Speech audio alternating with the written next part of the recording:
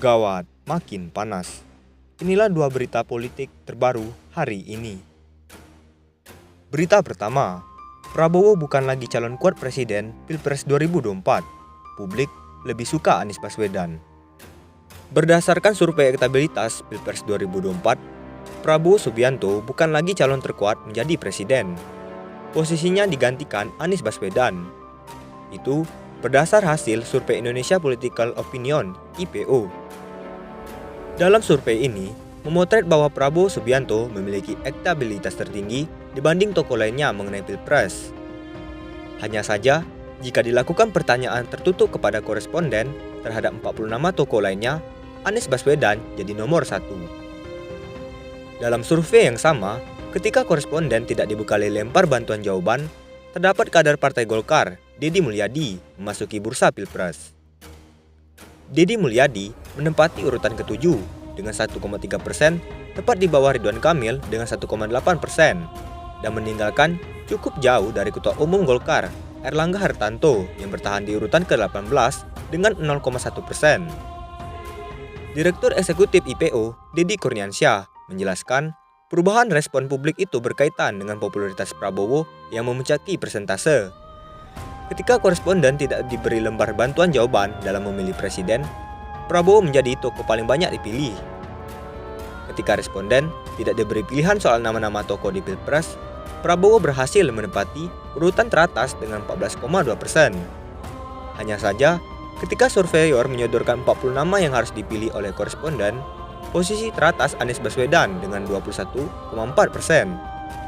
Hal ini menandai jika Prabowo dipilih karena faktor popularitas, kata Deddy dalam keterangannya kemarin. Deddy Mulyadi juga cukup menarik karena masuk dalam daftar top of mind, tambahnya. Dalam skema 40 nama capres yang ditawarkan IPO, posisi di bawah Anies Baswedan ada Ganjar Pranowo 8,9%, lalu Prabowo Subianto 17,5%, Agus Harimurti Yudhoyono 7,6%, Ridwan Kamil 4,8%, Sandiaga Uno 3,2%, dan Deddy Mulyadi 2,1%. Deddy Mulyadi konsisten berada di posisi ke-7 saat diajukan pertanyaan terbuka juga tertutup dengan 40 nama tokoh lainnya. Ini menjadi catatan karena Deddy Mulyadi tidak memiliki panggung politik sebagai kepala daerah atau pejabat negara sebagaimana nama-nama populer lainnya, pungkas Deddy. Survei IPO dilakukan pada 10-17 Maret 2022 dengan metode wawancara kepada 2020 koresponden yang tersebar proporsional skala nasional. Memiliki perhitungan toleransi kesalahan, margin of error 2,9% dengan tingkat akurasi data 95%.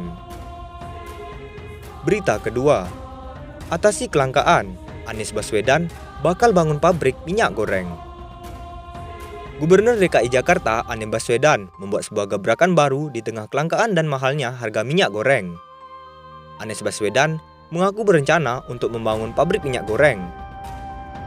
Dikutip dari Makassar Terkini jaringan suara.com, Anies Baswedan melalui perusahaan daerah di DKI Jakarta sedang mempersiapkan untuk membangun pabrik minyak goreng. Tujuan rencana Anies tersebut untuk membangun ketahanan pangan, terutama demi ketersediaan minyak goreng. Tak hanya itu, rupanya Anies sudah menjajaki kerja sama dengan PT Argo Jabar. Perusahaan tersebut merupakan BUMD yang berada di Provinsi Jawa Barat. Diketahui, perusahaan tersebut dibangun dengan tujuan untuk meningkatkan daya guna aset daerah, mengembangkan investasi daerah, memberikan kontribusi terhadap pendapatan asli daerah, dan membantu menggerakkan perekonomian daerah. Usaha Anies ini dinilai bisa membantu menyelesaikan masalah kelangkaan minyak goreng.